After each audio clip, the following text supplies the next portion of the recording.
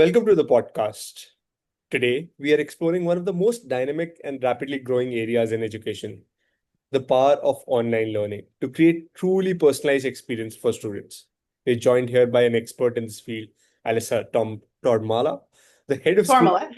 Yes, head of school at Laurel Springs School.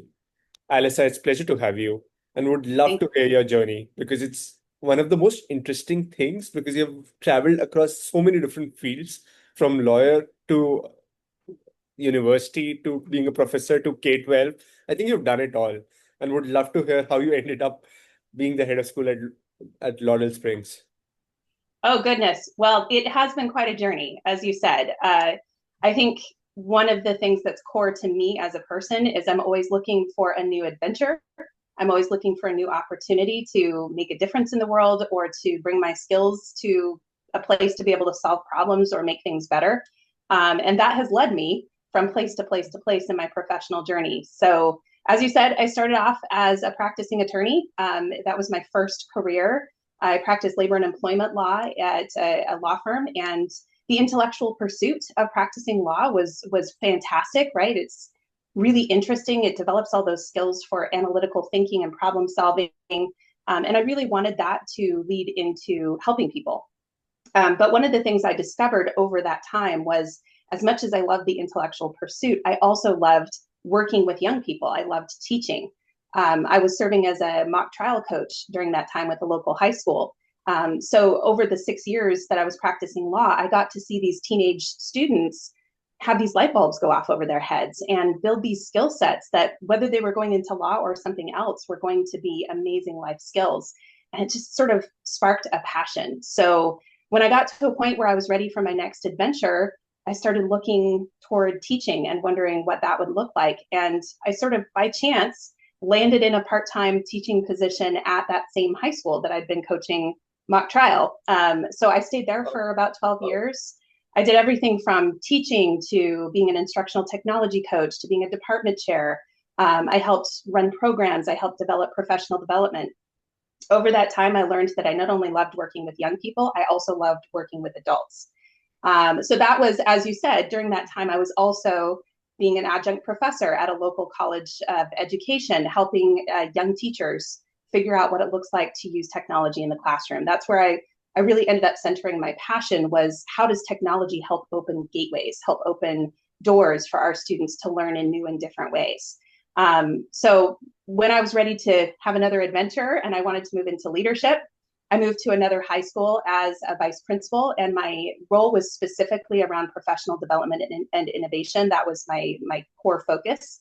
I happened to be there during COVID, and Wow. in my state, our schools were closed for a year. So we were doing digital learning for an entire year, and then we moved into a hybrid format for a high school because we were too big to bring everybody back. So being involved in that experience of having to pivot very quickly, use technology in a completely different way, train our teachers to be able to do it, and make sure that it was not just emergency learning, but it was really, truly good learning that was going to sustain those students through the next year as we continued forward. So they'd come back ready to move on with their next courses.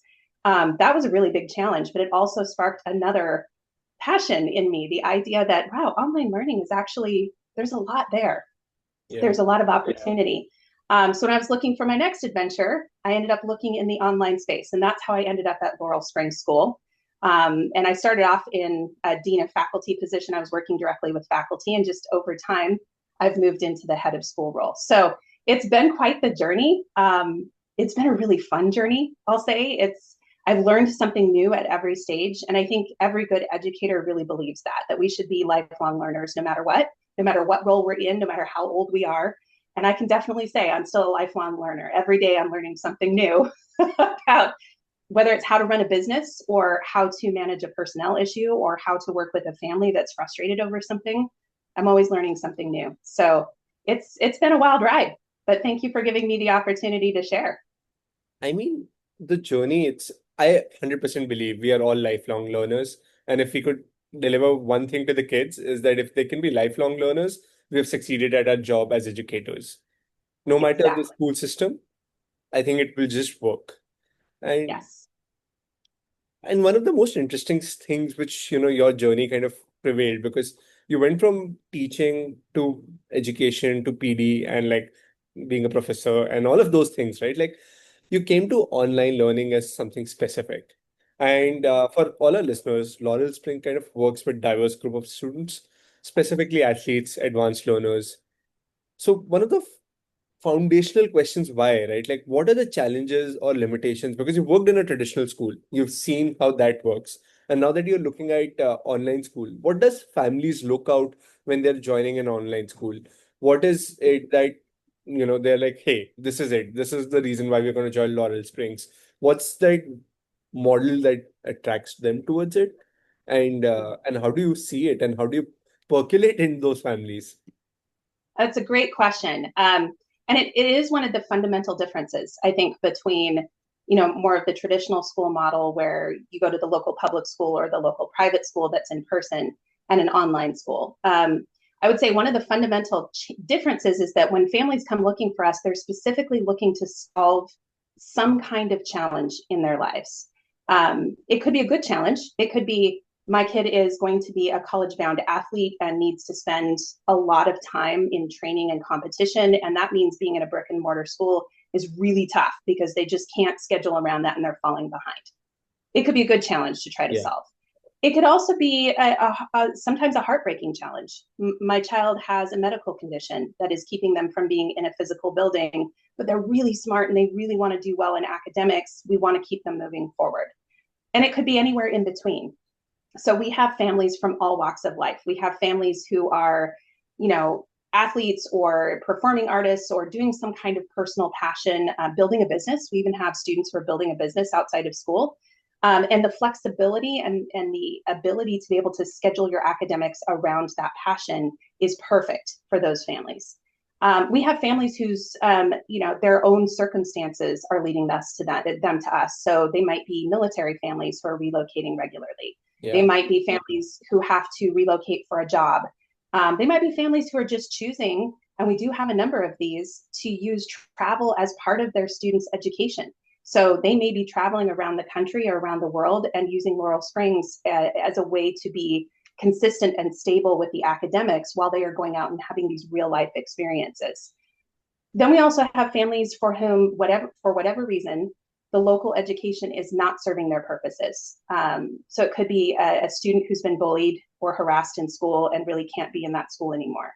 It could be a student who is dealing with a learning difference or is neurodivergent, and being in a physical classroom with a bunch of other students is really not serving them. And so that more personalized approach works better for them.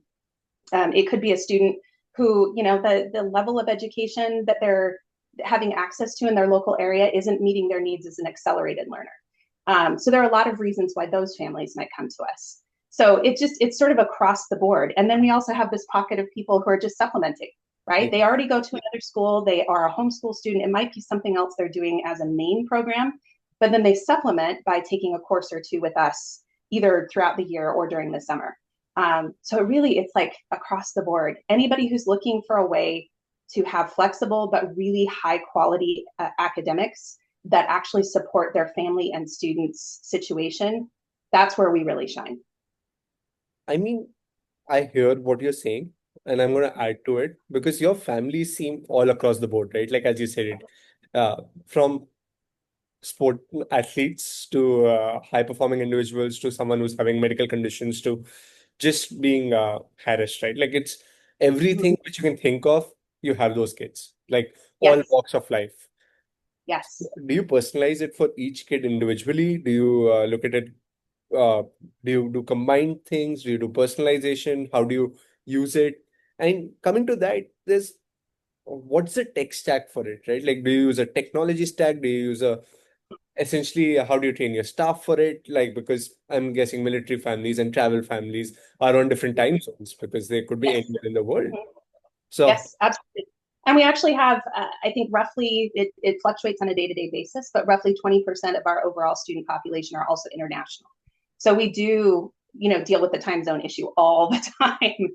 I think it's important for viewers to know that there are really different types of online learning. So there is the type of online learning that we call synchronous, where you're doing it through, a Zoom call or that kind of thing, but it still functions like a traditional environment where you have a class schedule every day and you show up to class and you get taught by a teacher through direct instruction, and you might have supplemental materials that are coming through a learning management system. That is one form of online learning that does work for a lot of kids. For us, we go with the asynchronous approach, which means that there is no live class requirement. Our students can learn at any time from anywhere in the world. So from a tech stack perspective, that means that we have a learning management system, a very robust one, that contains all of the course materials. So I'm just going to give an example, Algebra 1. If they're taking Algebra 1 with us, there will be a course that has modules in it and units in it. Each of those modules has content that the student would work with, whether it's a video, a reading, it might vary depending on the course. They may have practice problems so they can practice the concept. They may have assignments or quizzes where they're showing their mastery of it. And then they move through that content over the course as they wish. So we have some students who will say, hey, you know what? I really like diving deeply into a subject. So on Monday, I'm going to do all my math stuff for the week. And on Tuesday, I'm going to do all my English stuff for the week. And on Wednesday, I'm going to do all my social studies stuff for the week. And by the time I get to Thursday, I will have completed all of my work for the week so that I can really focus over the weekend on my competition that I have coming up. We have other students who don't like doing that. They want to jump from subject to subject. And so they'll look at their list of assignments and they'll say, okay, I'm going to do 2 for English, 2 for math, 2 for social studies, 2 for science, and I'll be good for today. And then I'll go to my training, or I'll go to my performance, or I'll just go build my business, whatever else it is that I want to do. So in that asynchronous model, it allows us to be really personalized, which means work with each student on when they want to start school every year. So they don't have to start in August. They could start in January. We can work with them on their individual start dates for their courses. We can work with them on which courses they take. So just because a student is in 6th grade doesn't mean they necessarily have to take all 6th grade courses. If they are showing acceleration in an area like math, we can offer them a higher level math course. Totally fine. It's not going to mess anybody's schedule up because it's just about that student. If that student is an accelerated learner and wants to go faster through their courses, conceivably, they could complete a year's worth of content faster than a student in a traditional brick and mortar, and they could start right away with their next grade level if they wish.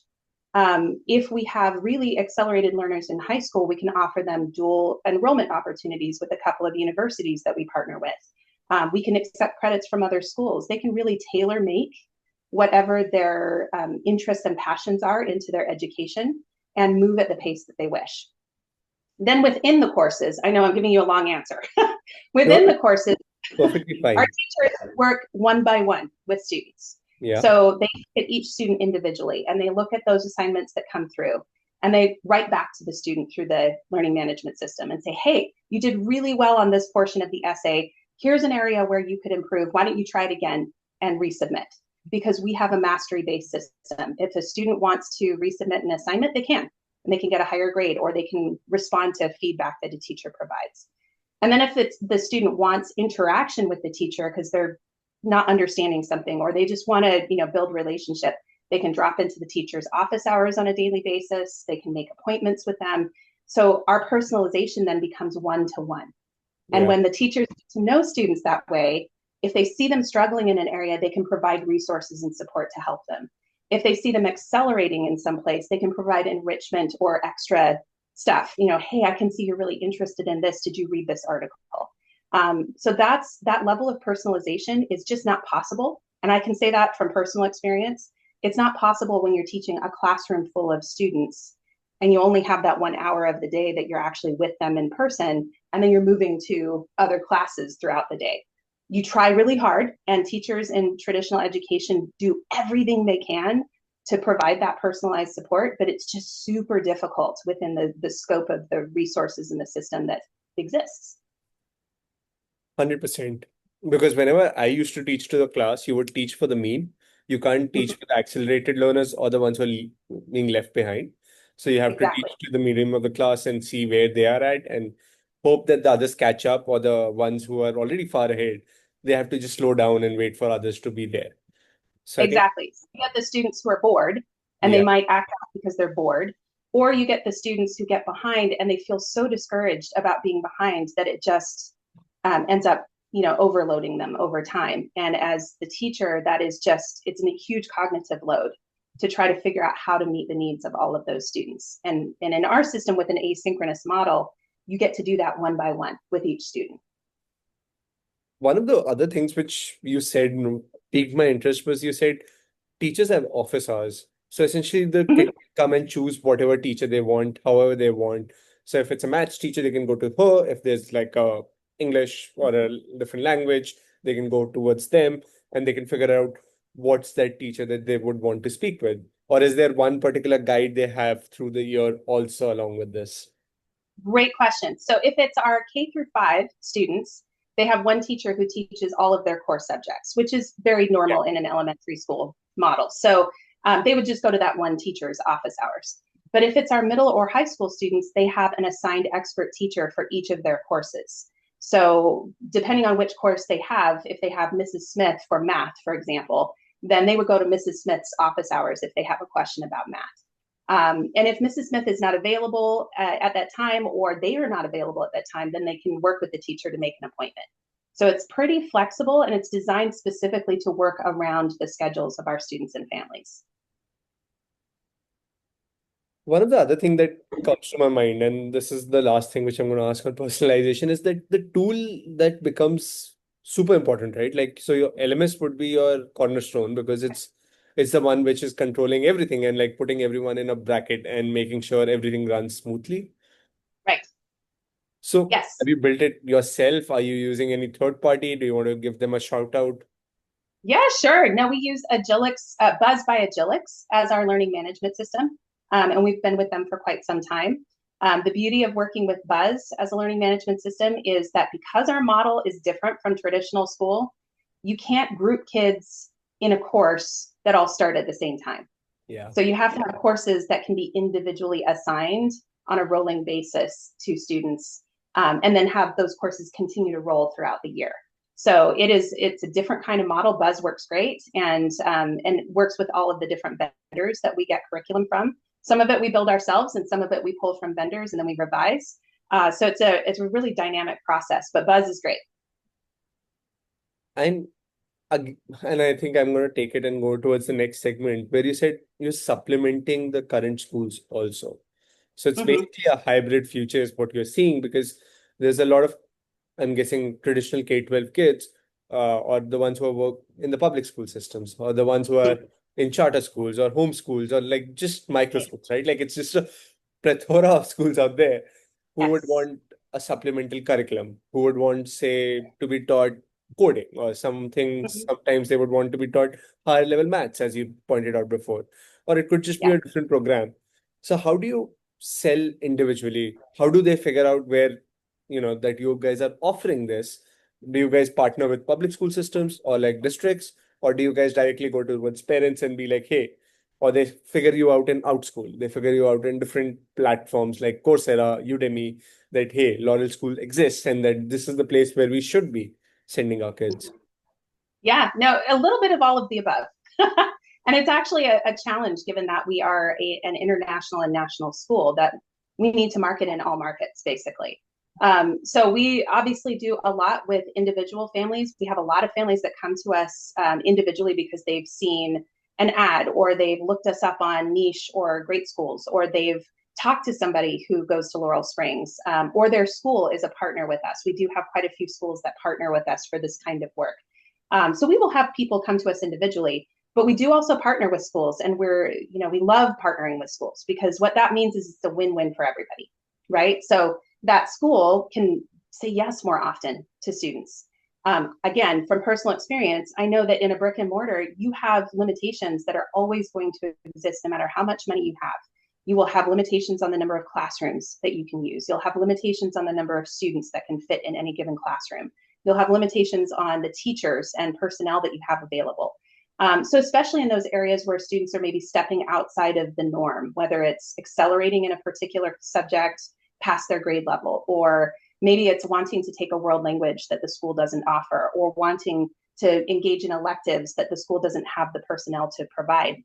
Those are areas where we can really help partner in, we can come in alongside that school or that program and say, hey, let's say yes to those kids. They want to take ASL and your school doesn't offer it, no problem, we do. So let's set up a system where a group of kids could take ASL with us and maybe have a spot in their daily schedule where it's working as an independent study, or it's they are in a classroom with a sort of learning coach there helping them stay on task, but they're still working individually. There are a lot of ways that we can come alongside a school, whether it's public, private, independent, whatever, and help them say yes to students more often. So we do that a lot, and we partner in the same way with homeschool families. We see a lot of homeschool families that perhaps have been fine through elementary school, but as they're getting to like that 5th, 6th grade level, they start to think, gosh, at least in certain subjects, those aren't my favorite as a parent. I can attest to that. I know what it was like to try to work with my middle school student. And they might seek us or another online program who can give that structure and give that content and have an expert teacher to, again, come alongside them and make sure that their students are getting what they need. So how do you reach out to them? Like I have to say, because homeschooling parents are in abundance and they're growing at a really fast pace, but reaching out to them has always been a challenge, right? Like it's not, uh, they're traveling, they're sometimes here, they're there, they're just a little bit of everything which goes wrong can go wrong there. But Yeah, and it's really tough. Like, it's not possible from an economic standpoint to send a yeah, postcard home to every family in the country, right? That's just not going to work. So we rely a lot on social media. We do as much as we can through the social media lens. We post a lot about the stuff that our kids are doing and our students and parents and families and teachers are doing. We try to tell our story as much as possible through social media. We have a lot of folks who will refer families. So that's another way that we get attention drawn to us. Is we may work with a homeschool family who is really happy with what we're doing, and so they'll tell other homeschool families. yeah. We try to go to conferences and events where we think there will be a lot of either parents or educators that might want to partner with us, and so we try to be present where we can in those spaces. And obviously, we go through other marketing type tools. So looking at, especially nowadays, looking at a lot of families, a lot of people in general are moving away from just the simple Google search and moving into using AI as a way to do research. So we're even looking at how do we show up, Yeah. as in general, how does our website show up? How do our stories show up? How is AI getting that information so we can ensure that those families or students or parents or schools who might be looking can find us and know enough about us to be able to make an educated decision. I think it's perfect that you mentioned AI because my next question and segment is I towards figured. because I think we can't have a conversation about education without talking about AI right now. Uh, and for good and for bad, right? Like we don't know how it's going to shape up, but Right. it's a tool. And when we speak about personalization, I think AI can do it's already doing a great job, but like it just changes everything. So my Mm-hmm. is it an overhype distraction? Are you actually placing bets on AI? And how do you guys look at it from a teacher perspective, student perspective, tangible, real outputs, everything, right? Like, are you thinking of teaching AI literacy to the kids? Are you thinking, adapting teachers and because you've worked on that, and I remember the fact that you have so many years of professional development for teachers under your experience and your belt, you must have thought of it, right? Like how can we work and function towards it? And you're a technologist also at heart. So it's so genuine, the whole revolution. So I would want to know how you see. Do you see it as a distraction or do you actually use it and like how are you seeing it? Great question. So I think in general, I see AI coming in as a tech, I don't know what we want to call it, a layer to the way we do everything in any industry is inevitable. And I Yeah. think most experts would agree. It is developing at such a fast pace, and the opportunities to embed AI in tools or projects or procedures are already starting to bubble up in so many different spaces. So I don't think it's possible to ignore it. And I think any education system that ignores it or holds back too hard is going to end up having challenges. And we saw the same thing with when the internet came out. schools were very slow to look at the internet as a tool that could be used. Same thing with devices. Going one-to-one was a huge debate in education. And sadly, I was alive for that. So that dates me a little bit. I was in education at the time. And I remember the debates, and they're very similar debates in now when we're talking about using AI in education. That said, I think we have to be very careful because there are a lot of different interests and a lot of different levels that we have to consider before we just jump in full force to any kind of AI tool or program, right? So I think education is absolutely essential. That has to be a first level. And we are looking at providing AI literacy education for our students. We're working on vetting all the different types of programs out there. Challenge, of course, is that AI keeps changing. And so making sure that we have a program that can keep up with that is going to be one of our pieces. Making sure our teachers and staff are educated, which is something we're working on already. So in-services and internal professional development definitely have layers of AI built into it. And we have introduced tools to our teachers for productivity so that they can play with the idea of using AI as a tool, as a peer mentor, as a guide, as something that can help them with some of the work that they do. But obviously with, clear instructions, like if you're going to write something, it should be yours. It shouldn't be AI's. It's the same thing we would tell our students. When it comes to student work, there are additional layers that we have to consider, especially in the online space. The primary one being privacy and security, right?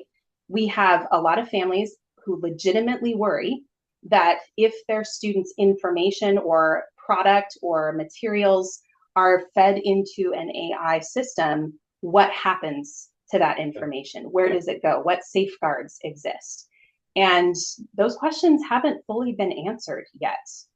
So we have to be very cautious in just throwing AI tools into education because we have to make sure that our students are safe and secured and that their information isn't going to go somewhere it shouldn't. I think we also have to teach our students about the ethics of it. There's a recent, I'm sure you've seen it, recent study coming through MIT that looks at how your brain functions when you're using AI as a tool for writing. And in the study, they found if you start with AI and that's all you use at the beginning and then you revise it, your brain is not actually working the way that it needs to. It's not learning the material. You don't actually understand it. Whereas if you start with your own writing and then you use AI as a tool to help you edit or revise or think through it a little bit differently, now you've really increased your cognitive ability around that subject. So knowing that that's what the brain science and the education science is telling us, we need to take that into account in the way that we think about how AI use happens.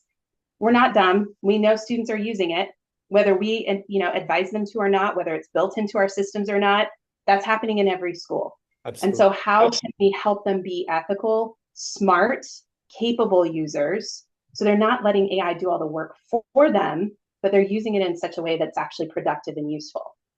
That's going to be a long-term project. There's no easy answer for that. I wish I had a magic wand that I could just wave.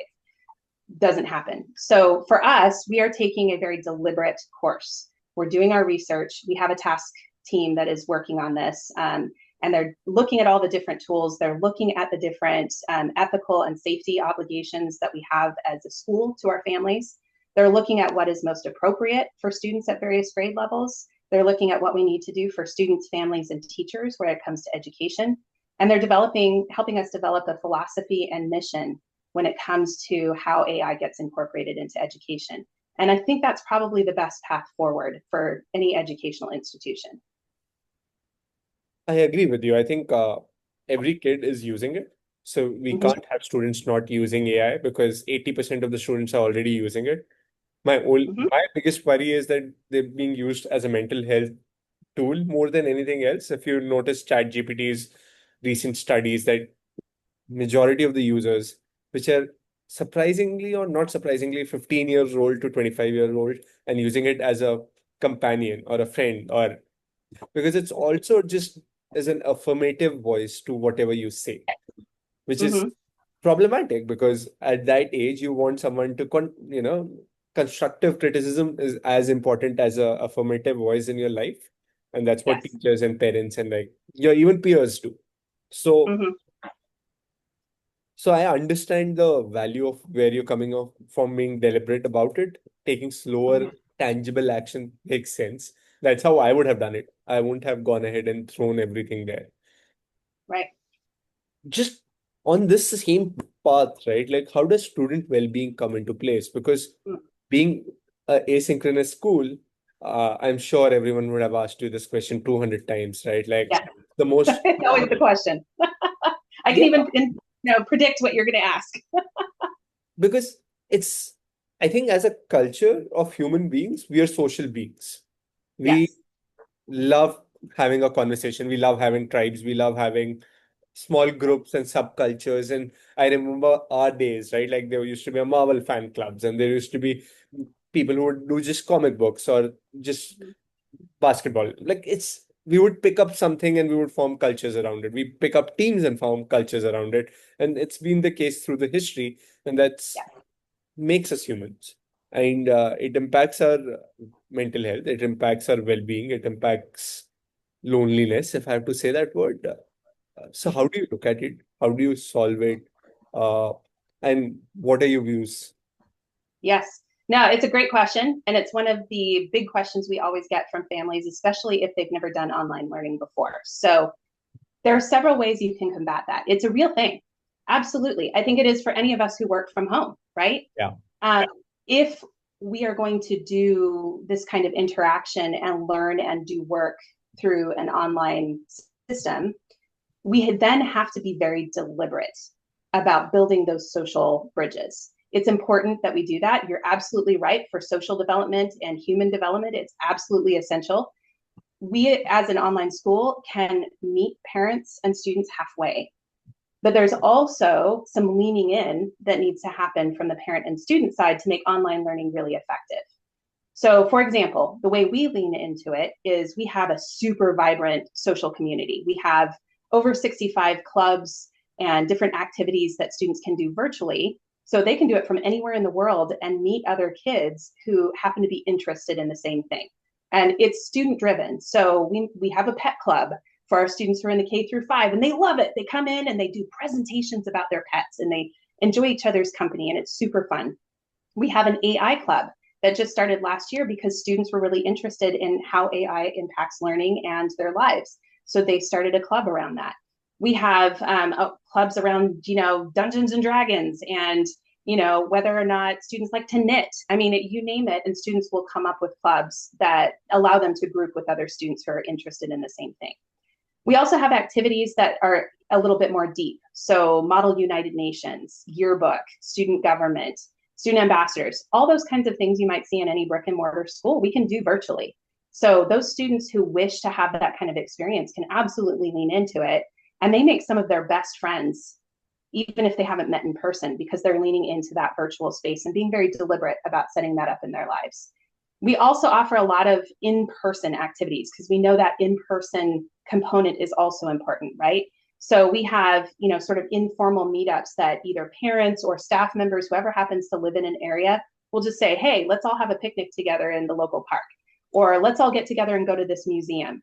And we schedule them ahead of time so people can lean into it. But we set those up wherever we can across the country so that where we have groups of families that tend to be in the same geographic space, they have the opportunity to gather.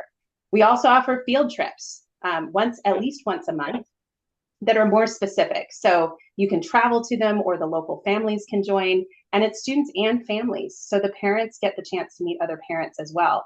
And we do things like go to Kennedy Space Center and spend a day there, or go to Philadelphia and spend a day looking at all of the historical monuments, or we actually go to Las Vegas every year and go to a circus school where the kids learn how to fly on a trapeze, how do you learn how to tumble. It's super fun. It's one of the favorites. So we have these field trips that people can choose into if they wish. But again, we offer this whole bucket of stuff to families. And then families and students have to lean back into that. So from that end, when it's really working well, the student will either already have their own social community because they're part of a training team, or they're part of a training school, or they're part of a performance academy, or they have a group of friends that they're working with in their home area and environment. Or they will lean into what we offer and enjoy building those relationships through that. or they will find other opportunities in their community, whether it's a service opportunity or a charitable opportunity or a student group.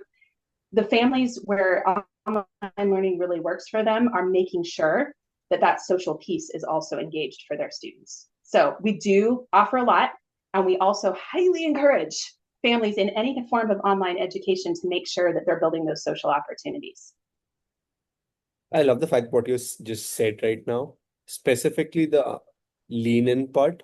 I think a lot Mm-hmm. of times families forget that they have to meet the educators halfway there. So they have to Mm-hmm. meet you halfway there. If you have 50, 65 clubs, you said, right? Like if there's 65 odd clubs, then it's the onus is also on the kids. And I'm Yes. guessing you have counselors out there who, if Yes. notices anything and can point the kids in the right direction, put them in, Absolutely. give the right push where they need it. Yes. Their teachers can as well, because obviously their teachers get to know them on a one-on-one basis quite a bit.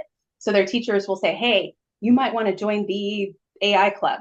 But I'm glad you mentioned counselors, because that's another sort of myth that exists out there about online education. At least for us, we are quote unquote a real school. Sometimes people don't think we're a real school, but we are. And we have a super awesome counseling program. We actually provide counseling services from K all the way through 12. And a lot of schools, brick and mortar, don't have that, right? So we have a dedicated K through 5 counselor, a dedicated 6 through 8 counselor, dedicated counselors for 9 through 12 who work with students on everything they need, including college and career stuff, or what classes should I take, or hey, I have a real passion in this area. Can you suggest other opportunities? Our counselors truly are amazing. So we definitely provide the level of support from our teachers and counselors in many ways that is even deeper than you can get in a brick and mortar, because they have that one-on-one relationship with their students. I love it because I think having enough counselors, and that's a bit of my worry right now, that the amount of counseling positions which are empty is uh, Mm-hmm. is concerning. It's deeply concerning, Yes. and Yes. there are not enough people joining in that service. I mean, teacher Mm-hmm. shortage is there, but counseling shortage is even worse than teacher shortage. Mm-hmm. Yes. Agreed. And coming to a very different question is, what's this one strongly held belief you had to abandon, or a piece of common best practice, right? Like something which you have always thought that you now you know and fundamentally believe is wrong, which has passed on through generations, but was always given as a bat of the hat, right? Like, and we Yeah. know a few of those. So would love to hear what you think is the case. Oh, there are probably a lot. I've had to shift my own paradigm quite a few times over the course of my career. But I think the one that comes to mind is there's kind of a foundational component of education in the United States that says instructional time equals learning. That you have to have a certain number of minutes in the classroom or a certain number of hours in the seats to justify learning, right? And I know that a lot of that is actually based on funding, especially in the public school area, and it's based on the idea that you got to get kids in the classroom so that at least they have the opportunity to learn. But I think the reality is seat time does not equal learning time. So, and even teachers in the physical classrooms would say you can have an hour of complete waste, or you Yeah. can have an hour of incredible, vibrant learning. And a lot of it is what you plan as a teacher, but a lot of it is also what the students lean into as students. So I think that's a foundational concept in education in the United States that I've learned doesn't really apply necessarily to if what we were looking for is really good learning. But it's because I can tell you in our system, a student could spend 5 minutes on an assignment. If they're student A, they could spend an hour on an assignment as student B and still get the same learning, because each of them are different individuals, which we know from learning science is true. Every individual learns differently. Some things come easier to one student than they do to another. One student may need to process differently than another. You might have a student who needs to think about it, go run around the block, and come back to it again. You might have another student who just has to dive deeply and go through every single piece of that work before they can complete it. So instructional time doesn't necessarily equal learning time. And I think that's a concept that's hard to shift Yeah. when you're dealing with a brick and mortar environment. It's also so deeply ingrained in all of us. that it becomes, it's like a compass, right? Like you have to really put it in place. Yes, exactly. And this is, I think, one of my last questions is if a peer of head of school comes to you, right? Like they have the budget, they have the board approval, everything's in place, and they want to launch a new online division. What is that one look in the mirror question that you're going to ask that will determine if they will succeed or fail? Or like, Mm, yeah, great question. I would say, do you know what your students and parents actually need? So I've seen online programs completely fail, not because they weren't funded or they didn't have great teachers or they didn't have staff and the ability to run the program, but because nobody wanted it.